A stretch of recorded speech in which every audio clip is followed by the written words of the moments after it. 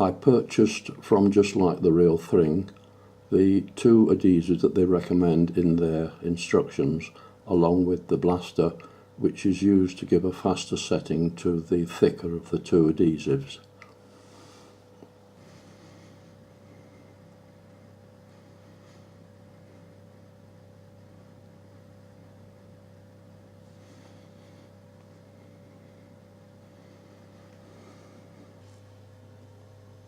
There are 4 double-sided, fully illustrated sheets of instructions which give clear views of everything that needs to be done. Also 2 fully illustrated sheets with each part numbered and a photograph of each part, which shows everything that should be in the kit and makes it very easy if you need to order anything from them that is missing or that you possibly damage.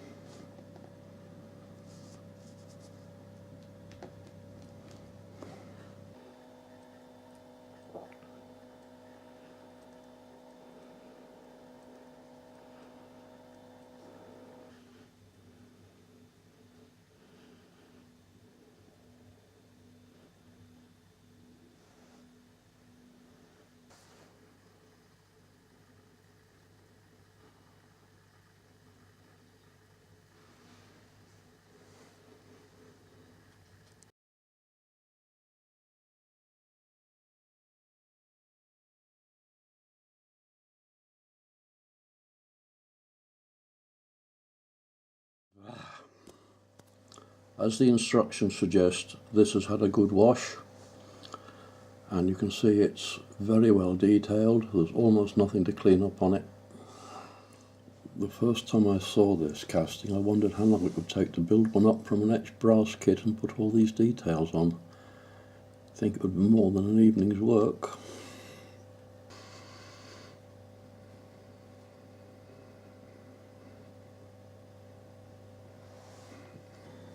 I spent a little time on the W irons, cleaning up both front and back faces and the inside faces, and I gave it a final polish with a little fine emery, just so that you do get nice easy movement here.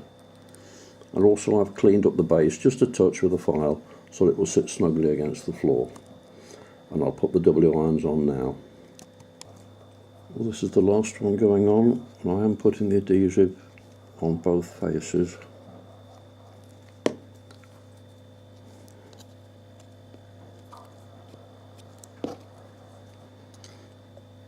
Couple of drops of blaster which will penetrate,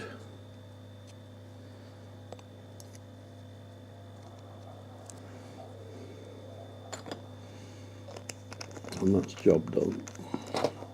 I've fitted the 4 leaf springs. There's a little square or a little oblong on the back that just fits neatly in there, which then gives you the indication of the leaves on the outside. And I've put the thick adhesive on there, and just on the back. I've also done a dummy run with the wheels and axle boxes. Everything's fine there. I spent a little extra time cleaning up the leaf springs. There's very little flash on them, and it is very thin. It comes off quite easily. But I built another model from this company previous to this, and I broke one of them. So I've been treating them with great circumspection. I think that's the right word. I've handled them very, very lightly, scraped some of it off with a scalpel, taken some off with a small file, and they've cleaned up very nicely indeed. Now the next job is the vacuum cylinder and the battery box, and then the trusses. So I'll do that now. The battery box has a hole in the bottom, so it fits on there. Both sides are identical, and the cylinder has a little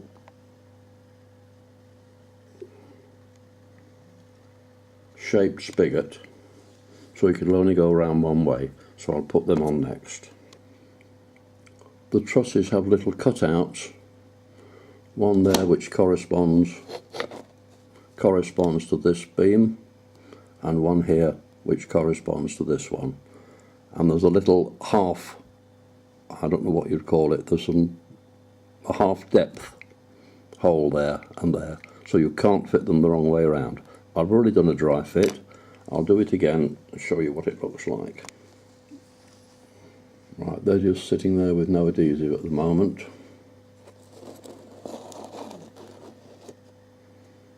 I found it necessary just to ease a little bit off the ends. Right in the fit, there's a little bit of probably flash there that just stopped it fitting in neatly. Just a couple of wipes with a file put that right. So I'll put those in with the adhesive now. They're on securely and they're on in the right place.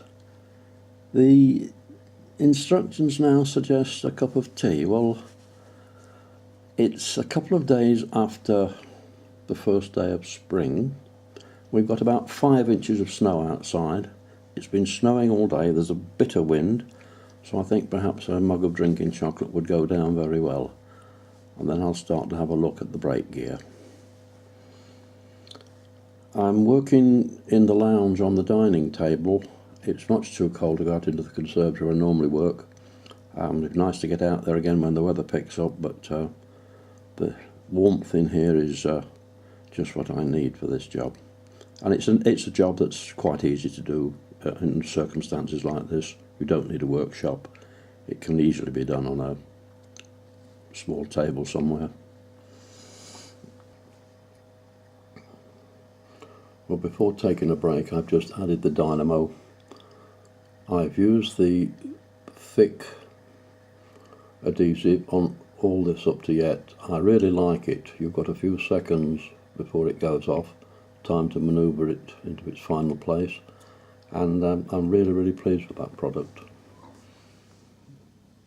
There are 3 small holes in each of the 4 corners that you'll see quite plainly on the casting, and I've opened those up with a 1mm drill in a little handheld chuck.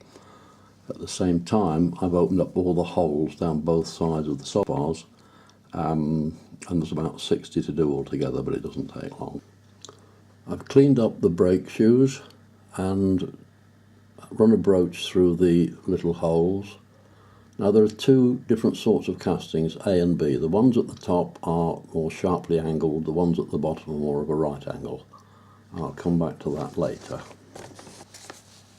There are also 4 brake hangers that need to be cleaned up, and the little pegs on the bottom will go into the holes that I showed you earlier, so they need to be just have a tiny bit of flash removed off them. There are 3 different types of V-iron, and they have a little indication on of A, B and C. If it's not clear on yours, then A are virtually straight V's, B is concave, and C has a slight curve just here. Also a brake arm and a vacuum handle. I have also cut 2 lengths of brass wire. There is some plastic rod in the kit, but I prefer using brass in this situation if I can, so I'll give it a try and see if it works. If not, then I shall revert obviously to the plastic. These hangers are used in conjunction with the trusses A, B and C.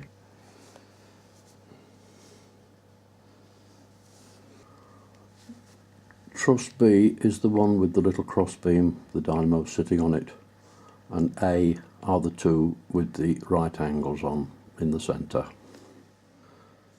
I've been trying to work out if it's critical which brake shoe goes at which end. I've been looking at the photographs and these drawings for some time, trying to sort it out, and the vacuum cylinder is at this end, and this seems to relate to the drawing more closely than if I put that one at this end.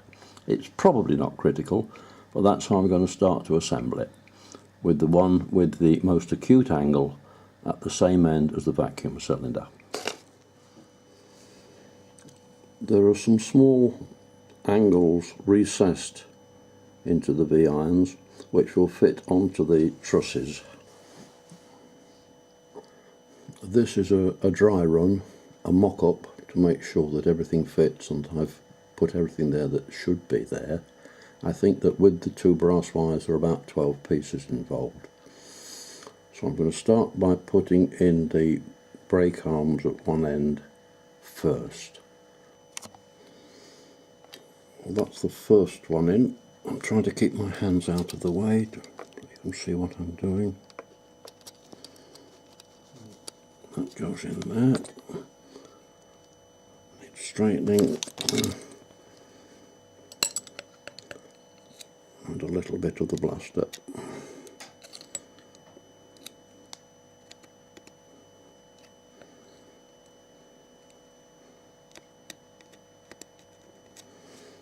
Right. That's those 2 on at that end.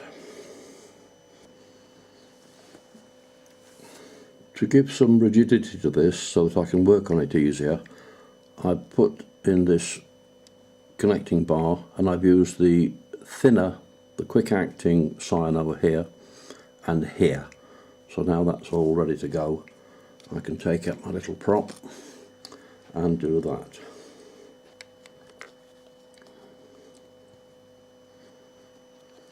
This is marked A.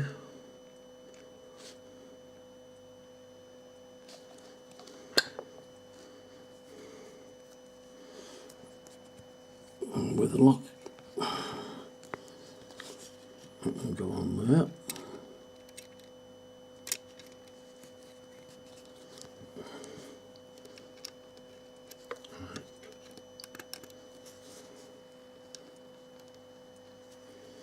And that little recess is just sitting nicely where it should. Do notice that I've left the wires long enough to put the brake levers on. There's one that goes on each side. This one is marked C.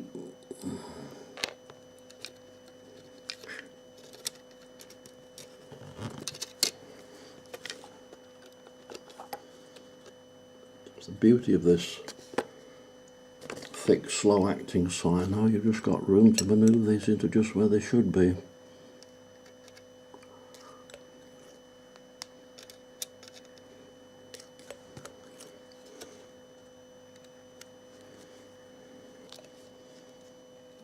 This one is A.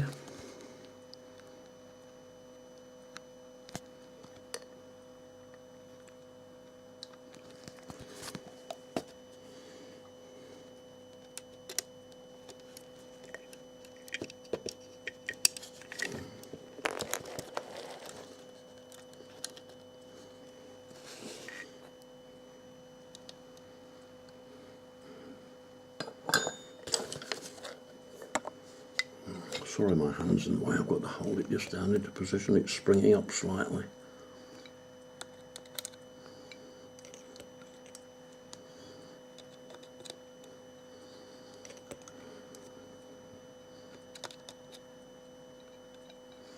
Right.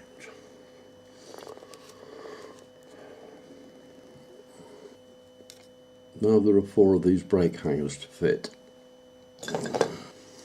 I've put that in using the Rapid, the thick one.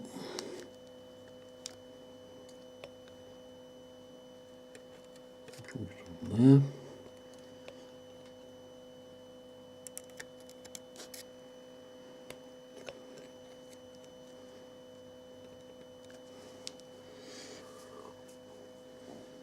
That's all 4 of the brake hangers in now, and I put the adhesive at the bottom and just on the top here as well. The next thing to fit are the 10 soul bar brackets.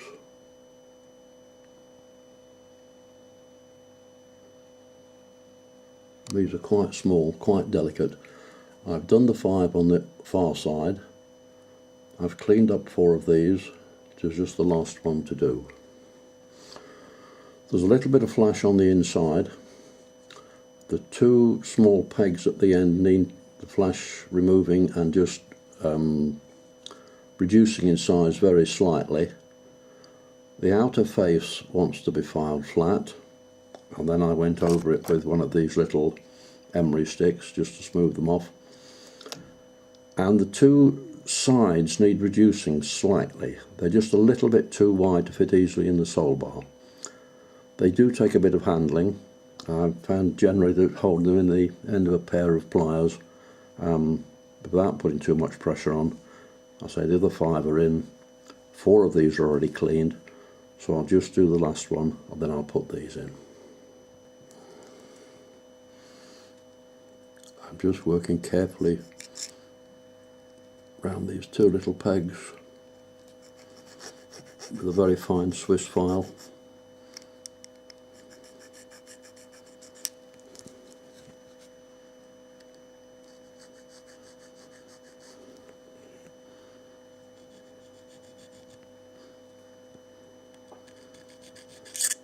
Trying to get stuck, I don't want it to. Clean up the ends.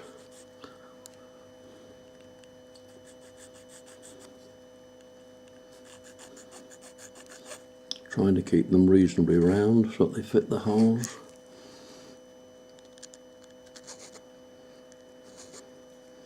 And that's probably enough. Final polish with a little emery stick. And of course, while you're taking the metal off these, you're reducing their strength, so they become more delicate as you go along. I think that will do. Next thing is to check them for height. Make sure they fit in easily, and that one does.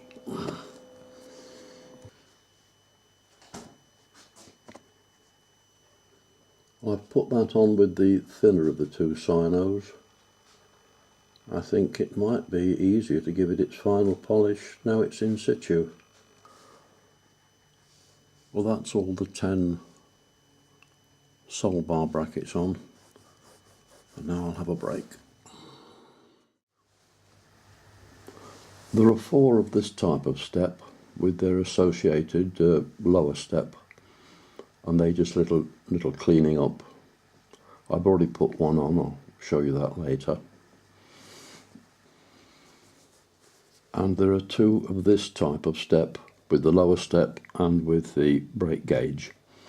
And the little pips on the back of this step are at different spacing to the other 4, so you can't get them on in the wrong place. This goes on just above the brake lever and it sits a little higher than the others. There's a small casting pip on this end that needs to be removed. You may have to reduce this one very slightly. Don't remove that one because that is fixed to the W irons.